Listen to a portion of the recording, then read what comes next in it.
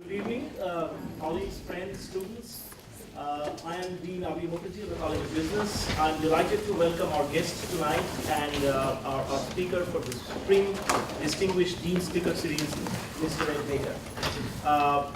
Ed is known all over Atlanta. He's a celebrity in Atlanta. I watch him every Sunday at the 11 o'clock, and I try to watch him on that program, 11 o'clock at 11 Alive on the NBC channel. He does a business program where he interviews business celebrities and so on. You really need to watch that program if you already don't. He is the publisher of the Atlanta Business Chronicle, which is one of the most powerful business magazines, not only in the city of Atlanta, but across the country. Ed sits on several boards of various companies. I'll just read out a few. He told me to be very brief. No, you don't need to read them.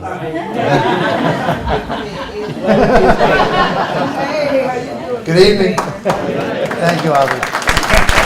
Give me a hand.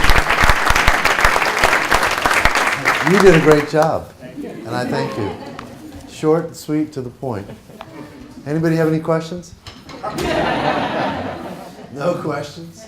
Well, you have a question. Go, let's do it. Could you describe business climate in the Atlanta area? Topic number one. I don't know this name. What does that say? Hotlanta, right? Hotlanta. I'm going to talk about Hotlanta. We'll start there. Thank you. We've never met. You didn't pay me for that. I didn't pay you. We didn't Before I answer that question, I want to welcome you. We're going to have a good time. I promise you that. Two is Georgia State won today. I'm so excited. And I'm not one of those fair weather fans. I have season tickets. So understand, I've been there. I've experienced that experience. But most importantly, come on in. The weather's fine. No rain. Most importantly, I've been asked this question by about 4 or 5 of the folks here today. What do you know about Clayton State? Have you been down here before? And the usual, because typically they get people who hadn't been down here and don't know this campus and don't know this part of town. Well, that's not the case with me, okay? Because the truth of the matter is, in the year 1970, I kissed my girlfriend for the first time in Lake Spivey. She's my wife of 40 years. She was 15, I was 16. So, do I know this part of town? You better believe I know this part of town. So it's always fun to come down here. It really is. And I love what you're doing down here, so we'll get there. So, you ready? The economy, which is a wonderful opportunity for all you students. Okay, and I really want to focus respectfully more on the young folks in the room tonight than the ones that look closer to my demographic. Okay, so I need the beaming in of all the students here tonight, because I'm going to tell some stories. I'm going to set you up, and I think I'm going to make you happy, because Hotlanta is back. And for those of you who were not born when Hotlanta arrived, if you will, it was about 20 years ago, and Atlanta could do no wrong. The Olympics came to town, new airport was popping up, companies are moving here left and right. It was just a wonderful, wonderful economy along the way, and everything was grand and glorious. A modern day reincarnation, in my opinion, of Hotlanta is now happening in town. And if you string it all together, you can see that this is not make-believe. Let's start with, we've got not one, but 2 new stadiums being built in Atlanta at this time. And at the end of the day, a lot of it's all about getting a job and getting a good job. So when you've got facilities like that are coming up that not only employ, but you're talking about tax base, you're talking about other activities coming to town and creating more jobs on top of it. That's a very big deal. If you look pretty much anywhere around town, you see new building, you see cranes, you see price of housing starting to really go up. Banks are not failing anymore. They're lending money again. So in terms of the general overall economy, things are in pretty good shape. There's certain industries that are booming. The hospitality industry is booming. They've got not only business this year, but business on the books for the next 3 years that really put us like almost at a sold out position. We're looking at bringing a Super Bowl to town when that new stadium is built. The problem we have is there are too many conventions coming to town to book a year for the Super Bowl. because there are no hotel rooms for the Super Bowl. It's a great problem to have, supply and demand moving forward. So the hospitality industry books 4 and 5 and 6 years out for lots of big conventions, which obviously have a large attachment to employees, and more hotels are even being built in town. A new one by the stadium, but really by both stadiums. The Falcons will have a new hotel by the World Congress Center, and the Braves in their move will have a big hotel out there. So for those young folks in the room that are interested in the hospitality industry, it's going to continue to grow. There are going to continue to be more opportunities. Much the same in other industries like the movie business, the movie and entertainment business. And it's not just making movies in town, and that's way cool, and it's not all about The Walking Dead, but you got movies going on here in a big way. You got television shows being produced here in a big way, especially for those who watch Bounce, as an example, an Atlanta-based company, if you will, to all the way down the line to gaming. Gaming is a huge deal, to the far end of the spectrum, and you deal with apps. A lot of app development going on, and a lot of app development going on in town. The other part of why Hotlanta is becoming Hotlanta are startups and entrepreneurship. It's a real big deal, and I will tell you straight away that half of you students in this room, in any given classroom, have some interest in entrepreneurship. The question is, which one of you has the interest in it, and who has declared that interest in it, because you're on a different track, if you will, if that's what you want to do, and you want to own or run your own business, or you want to do your own thing, and that's happening, and that's never really happened before. And the realities of entrepreneurial business is going to be a very big deal, and I don't know how much conversation's taking place down here, but if you want to look at it globally first, because you got to look at the whole world now. You can't just look at what's happening in Jonesboro. It doesn't work that way anymore. Okay? But globally, the number of entrepreneurs will double in the next 5 years in this world, as will the number of middle market people, i.e. the mid-market's jumping up, and entrepreneurship is jumping up, and future opportunity is all over the place. Why is this happening?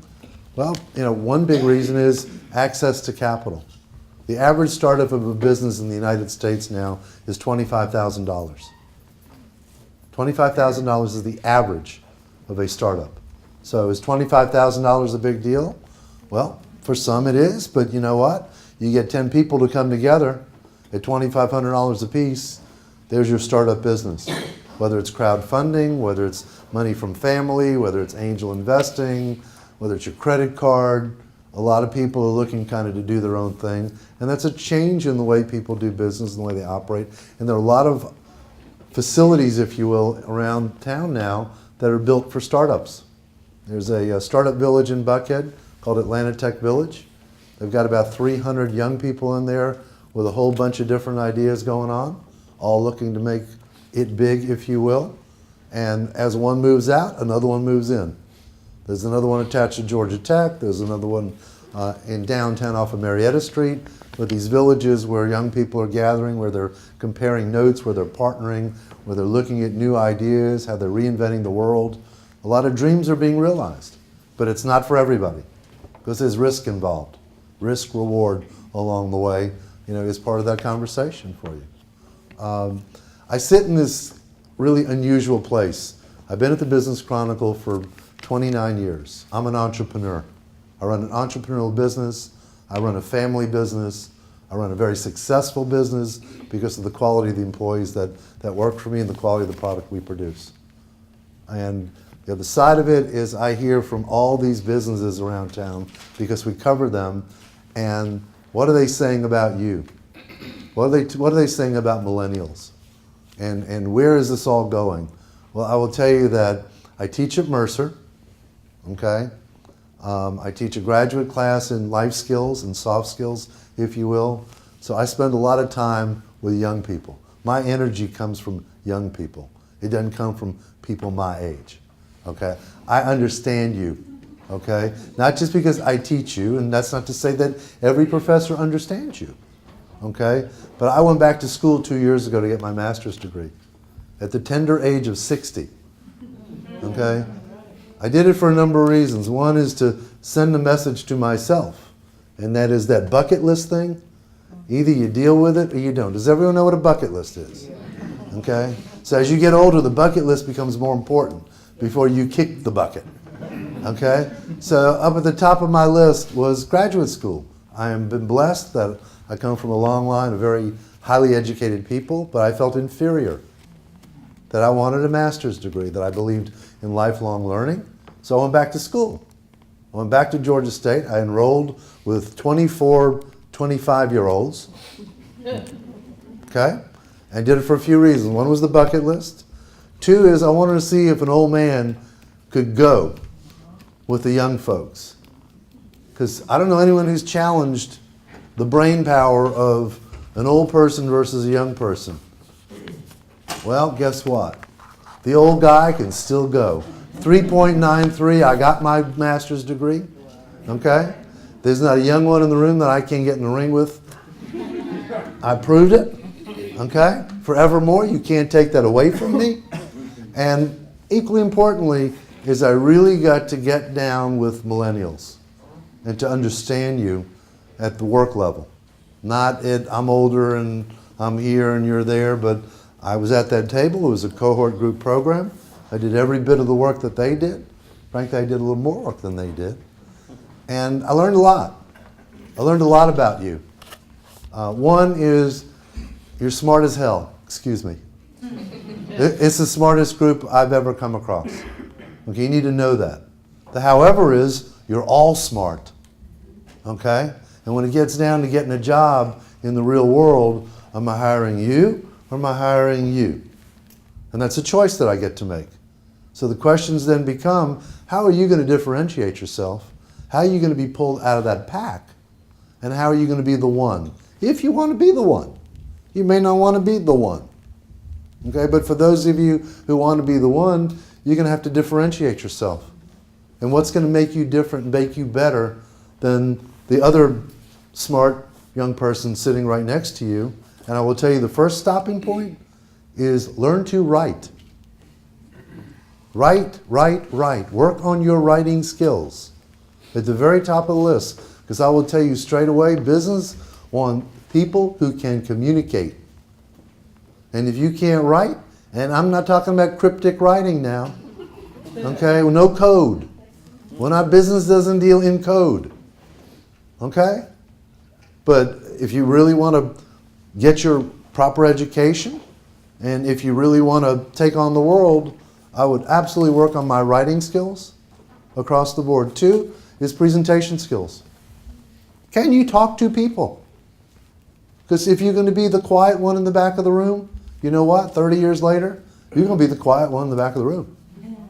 Period. If you don't speak up and you don't have a point of view, then all you are is a board. And we're going nowhere fast.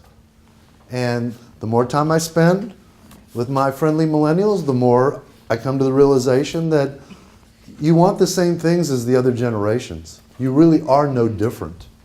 Okay? I'm not buying that millennials are this group of young people that came from another planet. Okay? And a lot of companies are painting you that way. And it's wrong.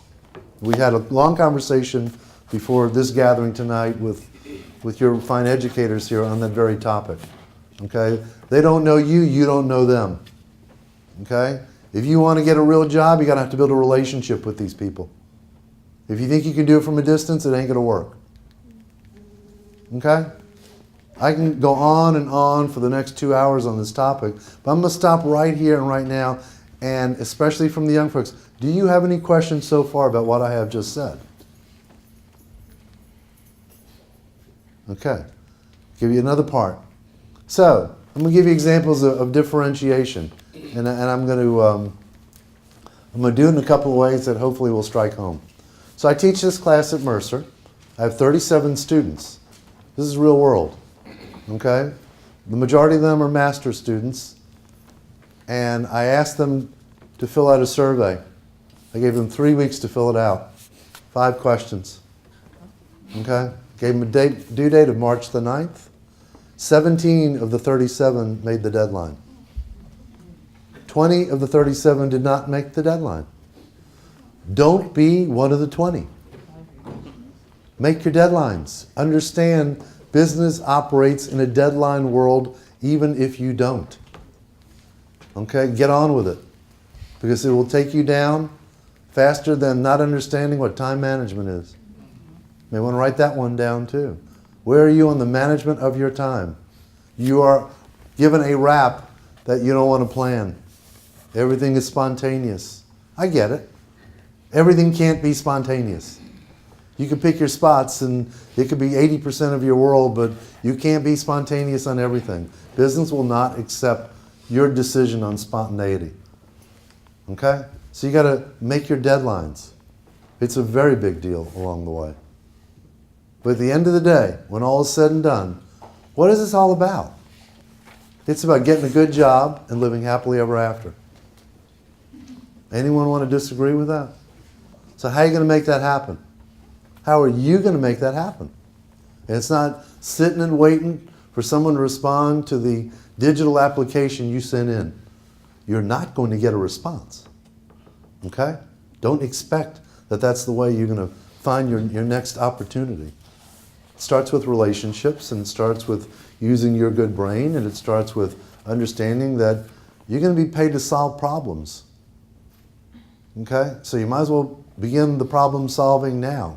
So I would challenge you, how many of you have had internships? How many of you have had more than one internship? I think you walk out with a degree with at least 3 internships. Because that's going to make you way different than the other 49 young people that want that same job. You got to challenge your own thinking along the way. You got to understand that you're going to continually learn about yourself as you go and as you grow in all the situations that you're going to be in, and know the average time spent is going to be 3.4 years per job. But that's not to say that you can't go and work for a company and stay there long term.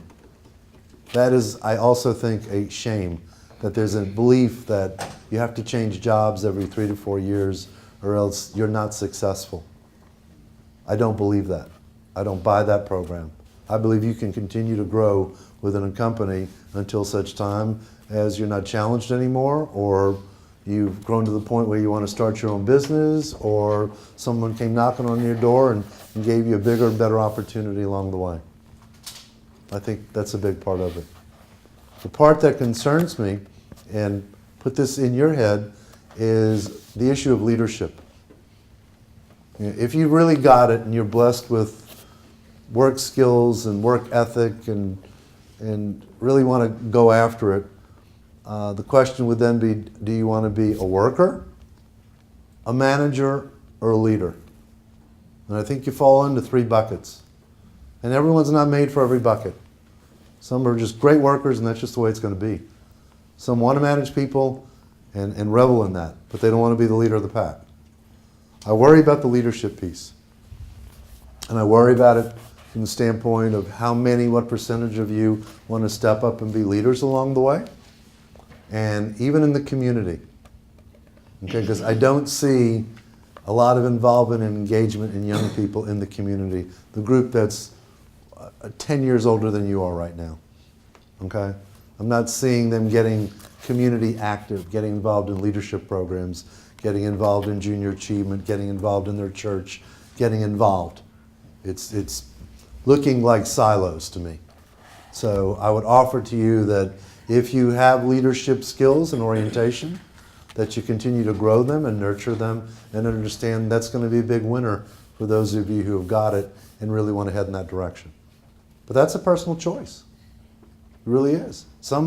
We're all wired differently. All of us are.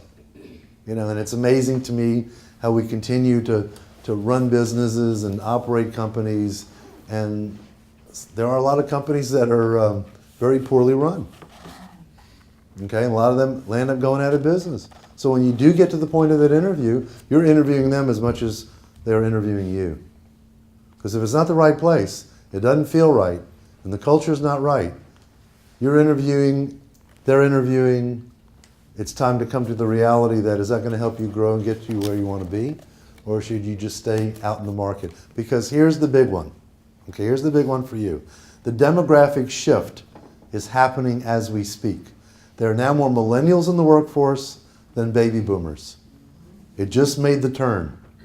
okay? Baby boomers are turning 70 years old this year. It's the big number. So the big number is moving toward retirement, and you're the group that sits behind that giant number that's retiring. So your opportunity in 4 to 5 years is going to be enormous because supply and demand are going to line up way different than they have before. You're going to have lots of opportunity based on, I think my battery died. You're going to have lots of opportunity based on the fact that companies are really understanding now more than ever that millennials are my workforce of the future. My workforce is not 3 years away. My workforce is today, tomorrow, next year, and the percentages are going to go up dramatically when you hit really 2020 in Atlanta, in the United States, and around the world. Big shift. So the question becomes, okay, fast forward for yourself 5 years out and work backwards. What do you want to be when you grow up? What do you want to be? Because the sky's the limit for you. And I would challenge you to look at things like you've never looked at them before and look at all of your options. If I were young again, mentally I'm a millennial. Okay. Physically I'm not there. But we can go culture. If we want to do culture tonight, I can go with you. Okay? But I'm telling you that I would look at the cool things in this world. You know, social media is not going away. Okay?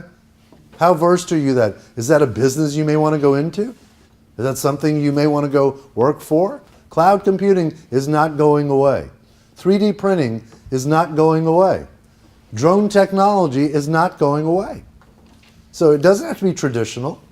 It doesn't have to be because it's here now, it won't be there. Apps are not going away.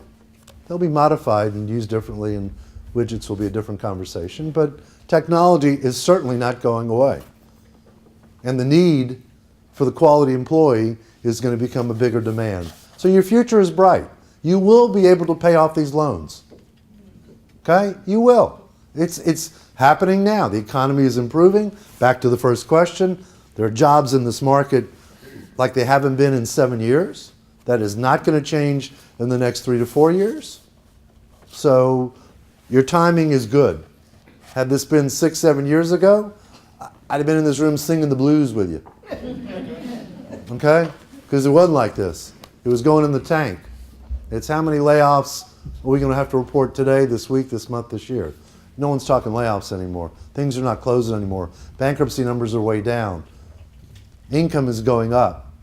So you're in a good position. You're in a real good position.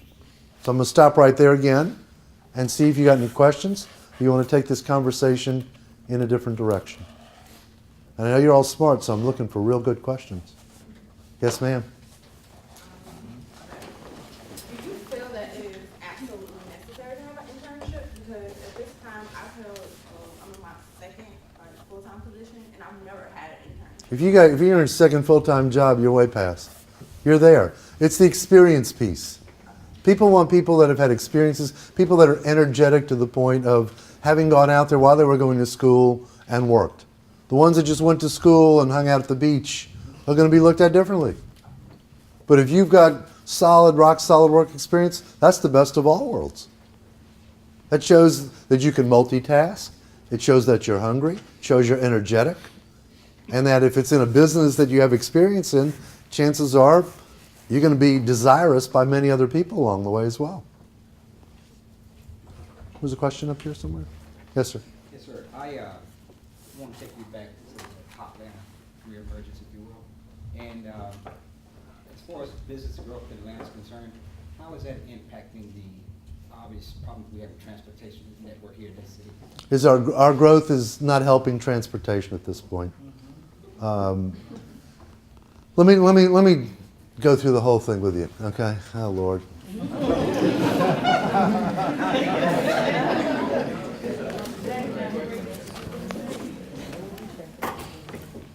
First of all, the microphone's gone. No. You want this mic?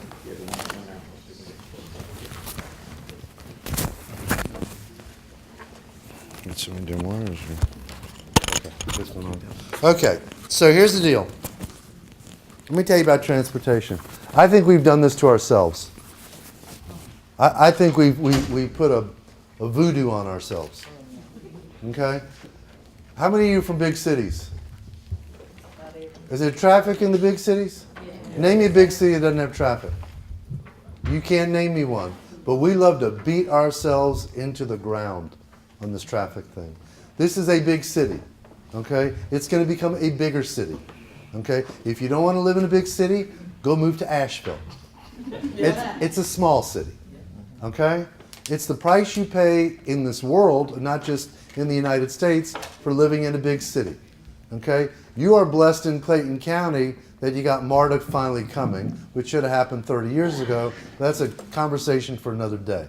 Okay? The reality is, in your lifetime, we are not going to fix our transportation, quote, problem. Okay? You know what? I used to live in LA. They hadn't fixed their, quote, transportation problem. You get along with it. It's part of living.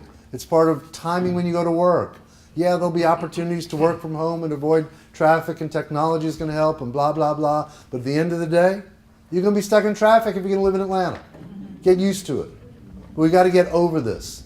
The $1 billion that the state legislator is looking at is to fix things, not to improve things. Okay? We've got infrastructure issues on bridges and roads that need repair. We're not putting money in that pipe to double-deck Atlanta. Okay, it ain't happening. Hopefully MARTA will improve it. If it were me and I were king of the jungle, I'd make public transportation go everywhere, whether you liked it or not. Because if you go to Europe, or you go to the rest of the world, how do they get around? Public transportation. It works great. There's nothing wrong with MARTA. But we got this thing going on. It's a beatdown. It's a psychological beatdown. And it isn't going away. I wish I could give you a more positive, but you know, it all started in 1996. Another one. Thank you. Is this yours? Oh, well, maybe you had your own microphone. Could be. But it started in 1997. I mean, everyone knew this was coming. You know, we're going to 10 million people. Okay, this is LA. We can go all the way to Chattanooga. We can go all the way to Birmingham. We can go all the way to Greenville. Okay, and we're going to. Because the world's going to start moving here like never before. It's already here. Okay? Everyone says that the millennials don't want to live in Atlanta. That isn't true. That isn't true at all. Millennials are not going anywhere. There's going to be more moving here. There's going to be more technology jobs, more film and entertainment jobs, more hospitality jobs, and you're going to go where the jobs are. And you're going to go where the good jobs are. Just do yourself one favor. Don't take a job in a place that you think you're going to hate. Okay, I see so many young people. I got offered a job in, no offense to you folks from Detroit, okay, but I got a job in Detroit. 90 days later, I got to get out of this place. Okay, there's just certain places you can and can't live. I don't know that you want to live in Boston anymore, unless you love snow. You know, but find the place you want to live and find the job you want to work at, as opposed to find the job and then I'll figure out where I'm going to live. I think it's backwards. I really do. Questions? Where you been?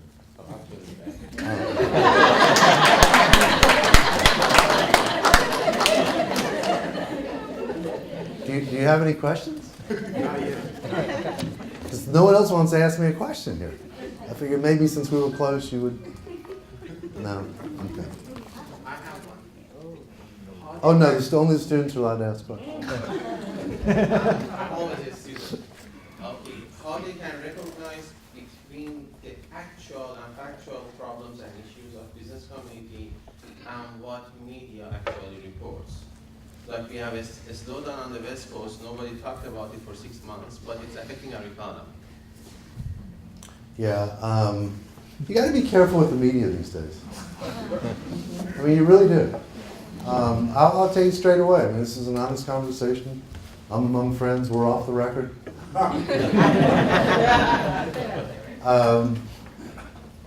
I'm disappointed in a lot of the media.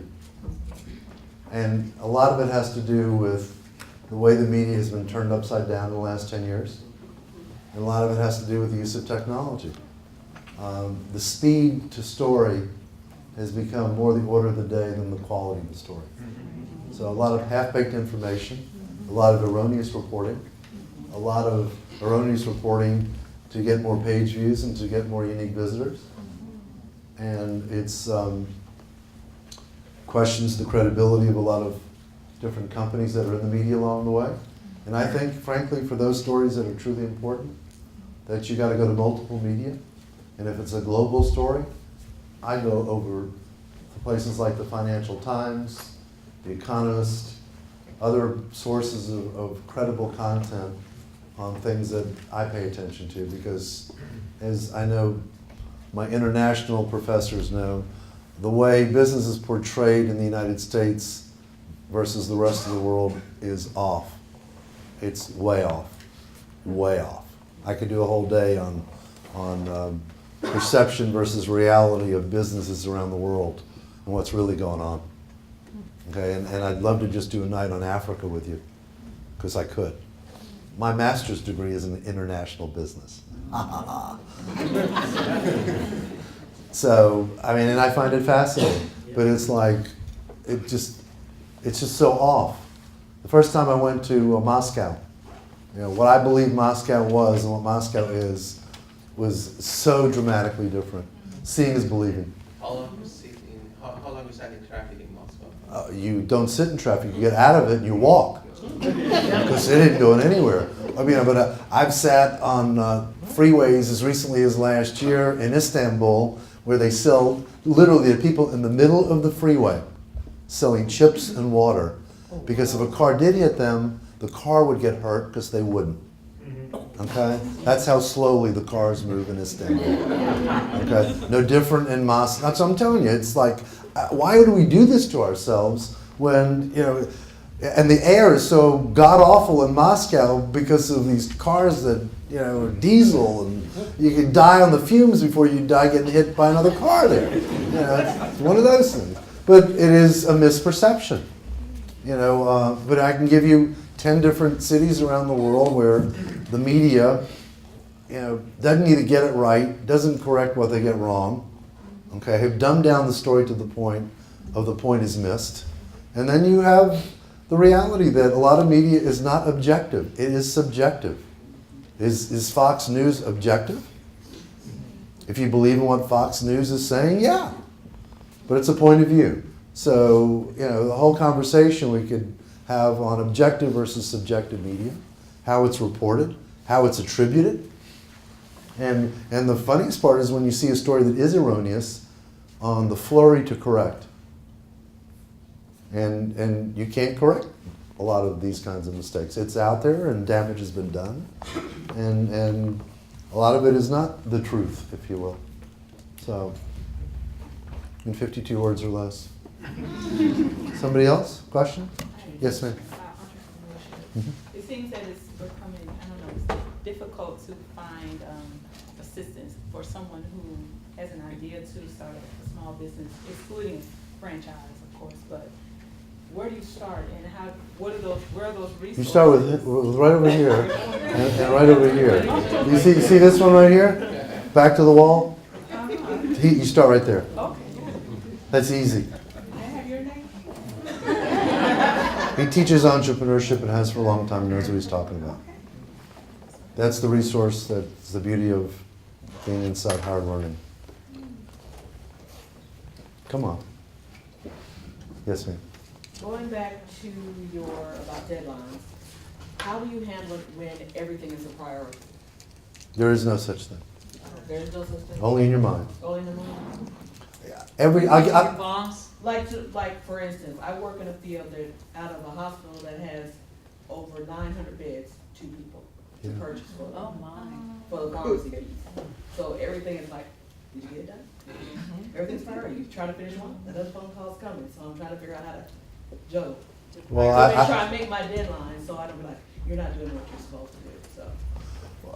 You and I should spend some real time together because part of my class deals with prioritization and approval prioritization. Whoever you work for, it should be approving your priority list to the point that you need help. Okay. And when do you get a third person? Not anytime soon. Well, I think the education of your boss needs to happen sooner than later. Because you're gonna burn out, okay? And that does not create a healthy employer, and so who's gonna lose here? Everybody's gonna lose. You're gonna lose, they're gonna lose.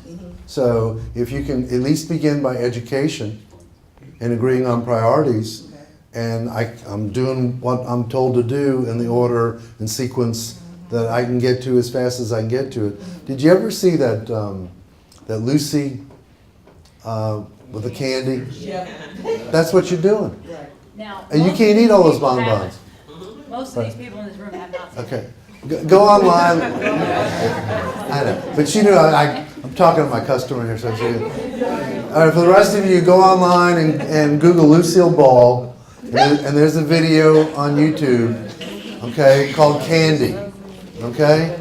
And they're in a candy factory, and it's a line.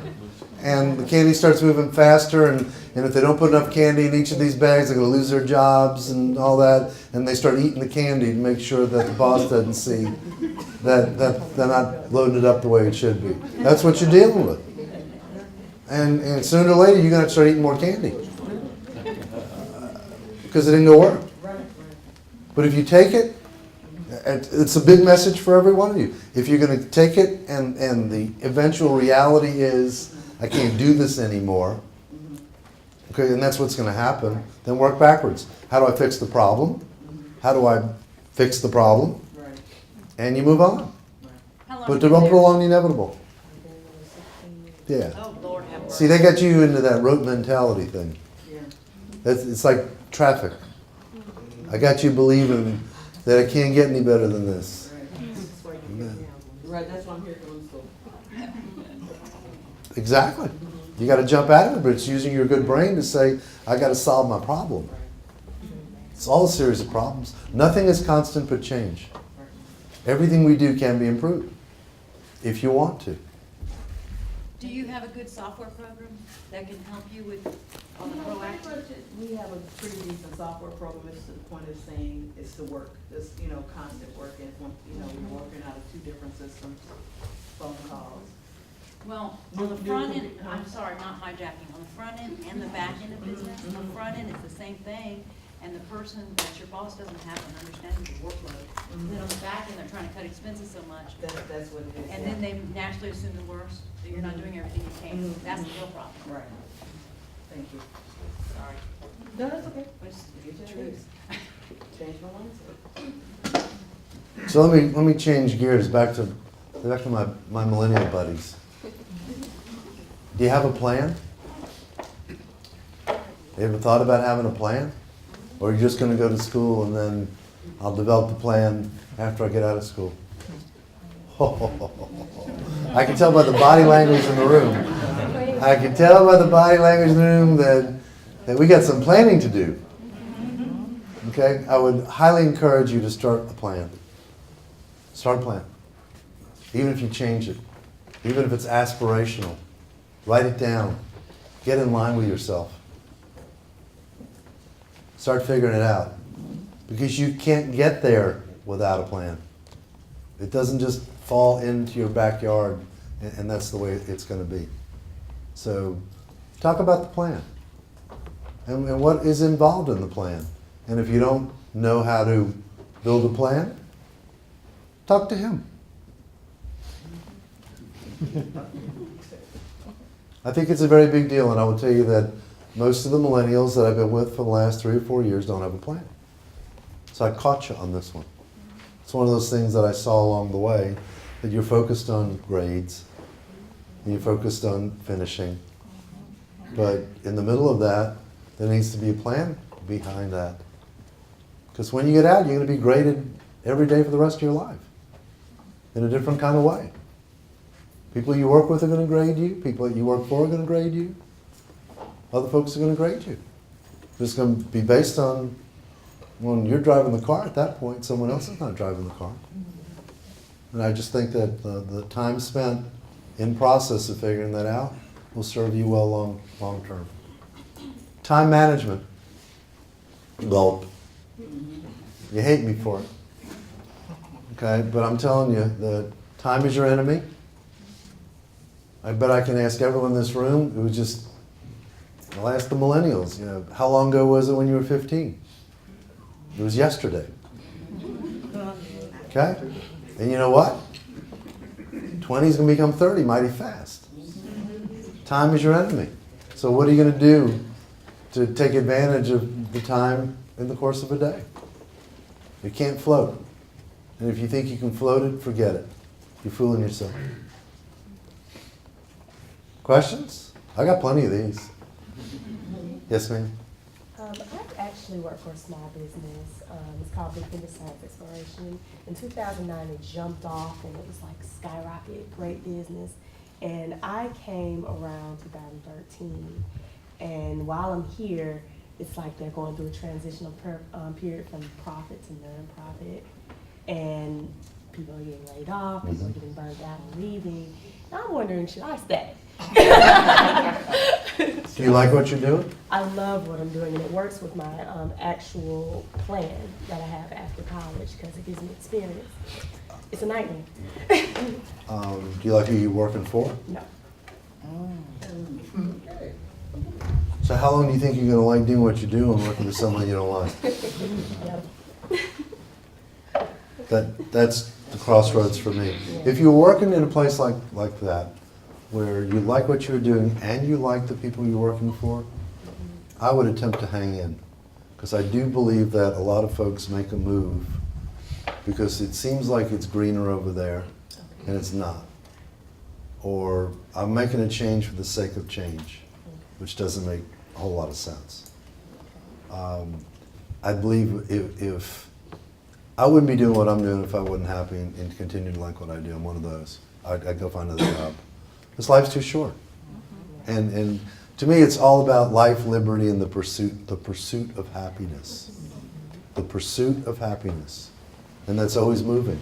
And happiness is different for everybody. It's how we're wired.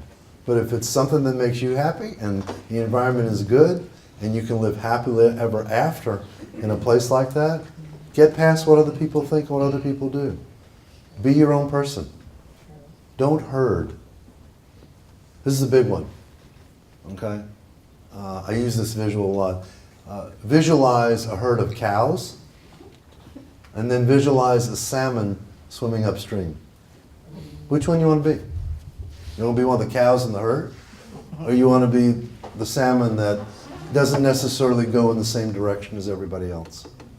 And I would challenge all of you to be individuals and not herd. As a demographic group, you herd. You don't date, you go out as a group. You look at your whole social networking, it's a pack. I don't think that you should live your life in a pack, unless you're wired for a pack. Okay, if you are who you are, and that's the way it is. But if you really want to challenge your thinking and not just move the way everybody else moves, be counterintuitive. Think about it differently. But because if the rest of them are unhappy, that doesn't mean you're unhappy. Paint your own picture.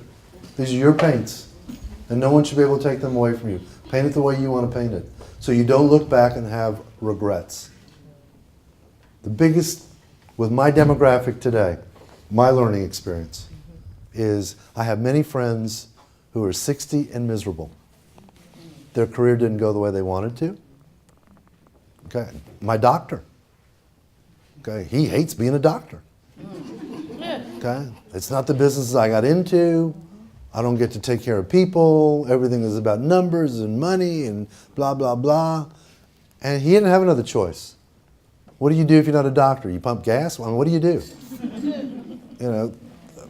But why look back one day and say, I wish I would have moved to California. I wish I would have tried something different.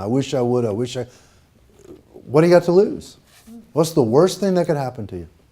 You got to get another job? You're not going to starve to death. You got some net that sits underneath there. You got a good brain in your head. You're ready to go to work, go find something else. But the whole regret piece is getting bigger. Unhappy senior citizens who are going to run out of money before they die. There's going to be a lot of them. A lot of them. There's a big regret. They didn't save properly. Where are you with regard to personal finance? Okay? Is that part of your plan? It's got to be. It's got to be. You can't be in debt. You can't let credit rule your world. You got to understand, you got to save your way to prosperity. But you got to do it. So I believe in having a good time. I believe in finding things that make you happy, but at the end of the day, you better have something in your back pocket in case you need it along the way. So the whole discussion about personal finance, I'm not sure. I will tell you that my class, I had to have the conversation with the class in personal finance. Because they all realized that no one had given them the basic conversation about getting into a discipline early and building your financial strength as you build your professional strength. Write your own ticket. Questions? Yes, ma'am. What would you say about a company or a corporation that won't allow you to really grow in the company due to your availability? Because I work part-time and I go to school full-time, but I was told I couldn't move up because my availability is not big enough for them. When do you graduate? 2017. Can you wait it out, or do you not want to wait it out? Because they're not going to change. Yeah, because I like my job and I want to move up in the company because I see so many issues that can be fixed if people were to do their jobs. And I feel like I could really improve it. Because I'm sure everyone here can relate to Walmart, standing in that line for 20 minutes. Believe me, I know, and I've said things, but cashier versus a manager. Yeah, most of these companies, I'm generalizing now, I don't know the exact situation, but most of these companies will not change their structure, okay? Because that is their structure. And a lot of these companies, like Walmart, operate as a bureaucratic government-like operation, and they have to. And they have to. Legally, they have to. Vote with your feet. They're lost, sorry. I don't know that I don't know that I agree with you. Well, I know you don't. How do you know I don't? Well, because you're saying, kids shouldn't change jobs, I think. I didn't say kids shouldn't change jobs. Okay. I never said that. Sorry. I told her if that situation wasn't right, to get out of there. That's not what I said. Okay? Now, why would you tell her not to vote with her feet? Because I don't know her exact situation. What I meant Can was, she I'm wait? not saying to quit before you have another job. Now, always have another job. Or maybe I go ahead and finish my education and my opportunity is still with that company, and I've now gone back to them and said, I did what you told me to do, I want to start moving up now. Option 2. But that's why I said, I'm not sure I agree with vote with your feet. Well, I think be patient can be a strategy that can work as well as don't run, walk.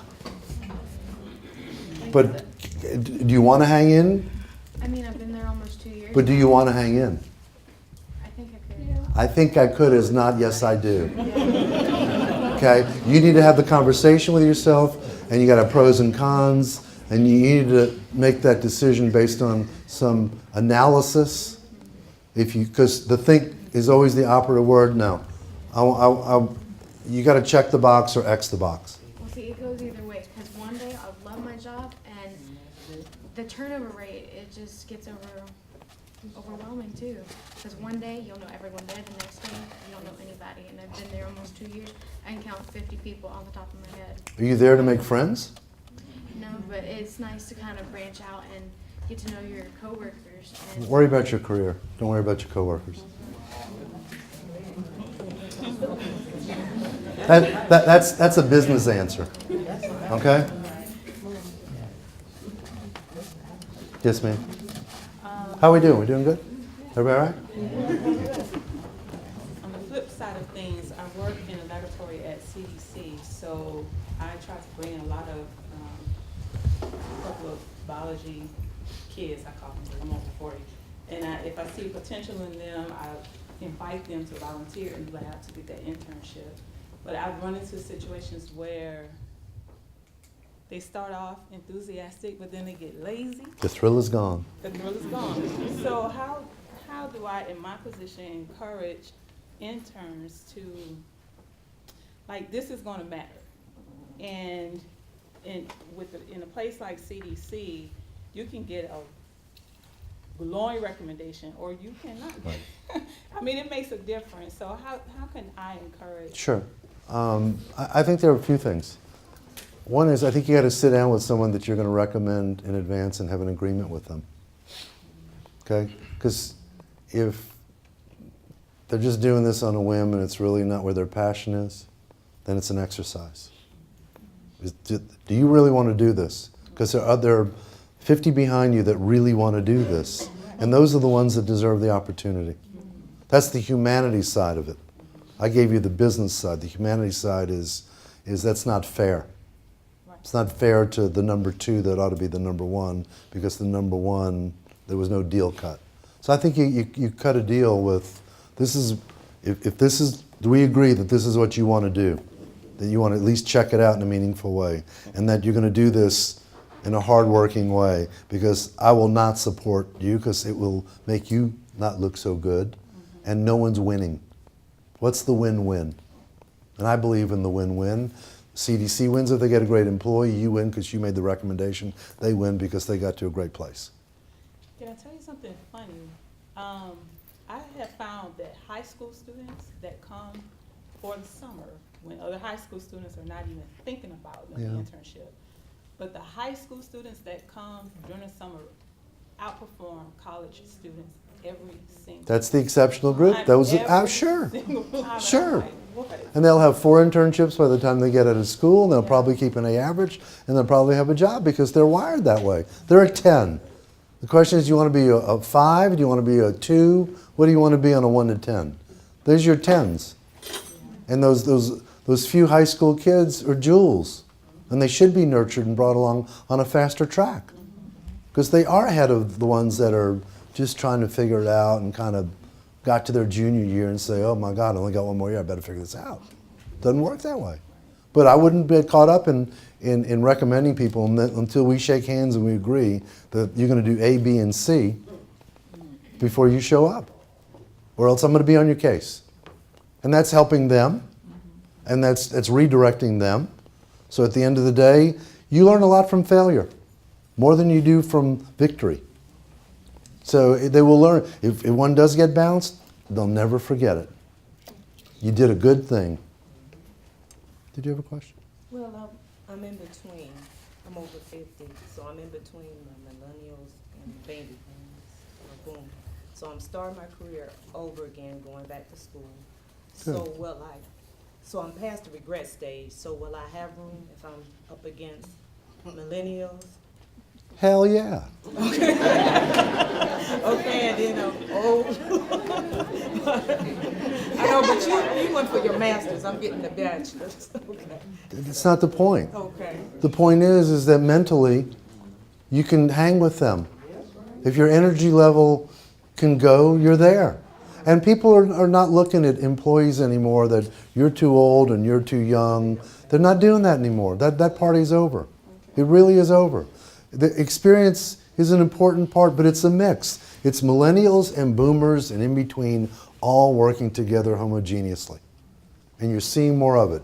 It's not what it was 10 years ago where I don't want anyone that's over 40 years old because they're old and dumb. They're not. They're stuck in our ways. Well, that's all part. Oh, but it's not. It is not that. Okay. You know, and frankly, it's no different than the millennials understand diversity better than any group I've ever seen before. And that's transforming the culture of business, which is a positive thing. So, an African American woman in a different place than you were 10 years ago. And that's a big step forward. Haven't made as much progress as I believe we should or could, but it is certainly a big step in the right direction. Well, I was kind of covered in fast food back then. It was getting paid, and now you're getting paid too much, so they throw you out. One more question, and then we can wind up. Yes, ma'am. You get the winning last question. This has got to be the best question of the entire time. No pressure. That's right. No pressure. I just wanted to know, like you say you would like us, like it would be recommended that we do multiple internships, but like most college students, whether you're millennial or older, you always have like a job, you're in school, and then you're doing multiple internships, like how do you manage your time when you're doing all of that? Because eventually life is not gonna care about you, what you have to do. Like it's gonna keep going and going and going. Like If you're in a life situation where you don't have time, you just don't have time. Okay, I mean, and that's a decision you make. It's where are your priorities relative to that 24-hour clock? Okay, it's back to the time management discussion. And if you don't have the time to do that, fine. You know what you can do? Go have informational interviews and go talk to companies in industries and categories, in companies that you think you might like to work for. So at least gain some intelligence if you can't commit to a 3-month or a 6-month internship. The 3 to 6 month internship is better because it's on your resume. They got someone they can talk to as a third party. It shows that you can multitask and do those kinds of things. And equally importantly, your competition's going to have it. Doesn't mean you're not going to get a good job. Okay, it's an edge compared to the ones that don't. But I will tell you that I will look at 50 resumes. The first thing I'm going to look at is work experience. How much do you have? And if you don't have any, I'm not going to talk to you. You may be the best candidate, but you're not going to get into my hopper. And I think there are a lot of companies that look at it that way because we have the advantage of supply. Okay, when the wheel turns and the demand is greater than the supply, then I'm going to take a look at you because I don't have a choice. But I'm choosing. Absolutely, categorically choosing. And it's a complex proposition now. It's now, in recruiting, it's a matter of who you are. And the who is a deep dive. Diving all the way down to looking at what you've got going on Facebook. And coming back the other way. Because they're buying the individual. They're not buying fill the slot anymore. And that's a change in attitude in HR. And that's only happened really in the last 4 years. But it's about who. In fact, there's a book called Who that talks about that. But anything you can do to get an edge is going to get you to a better place. And the smarter you are, chances are, the more creative you are, you go to a different place, if you want to. But again, if you want to. Okay? We do have one last question. Go ahead, quick. But that was a good question. A very good question. Trying to reroute you a little bit. How do you reinvent yourself? I have worked for a company for like 10 years. For the first maybe 6 or 8 years, it was continual succession, different career promotions every 2 years. Well, the company did restructuring within the last 2-3 years, and my job was eliminated. And I was told, hey, you can take this or this. So now I am like starting over. I lost my seniority. Well, I didn't lose it, but I'm no longer considered a manager.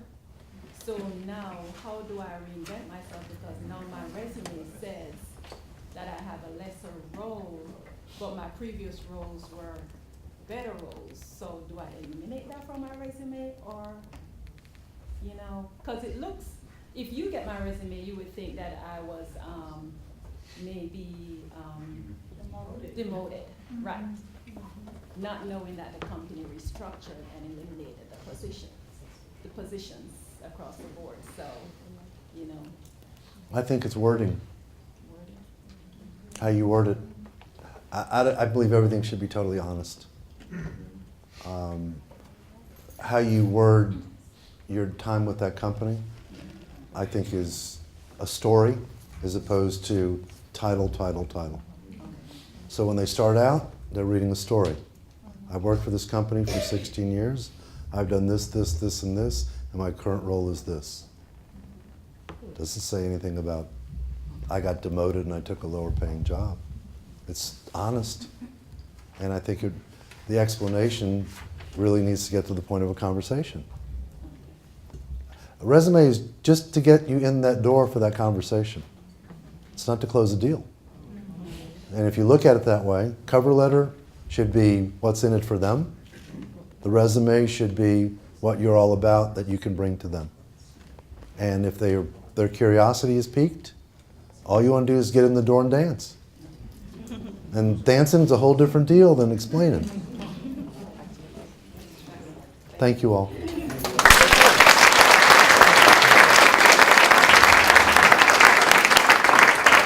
We have a small token of appreciation for Mr. Baker. It says, in appreciation of your commitment, time, and willingness in sharing your knowledge and expertise with the students, faculty, and staff at Clayton State University. Thank you, Alex.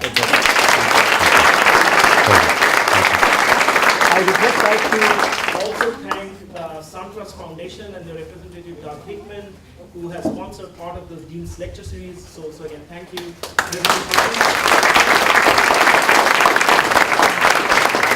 President House is back there. Without whose support and inspiration, none of this would be possible. Thank you. Several of our board members here, Vicky Barber-Sparks, thank you, Lon Langston, Kevin Charles, as well as several of our faculty members who are here today, Lou Jordan, Craig Hill, Larry, Reza, Amis, Alfonso, and so on, of course, John Mascalico.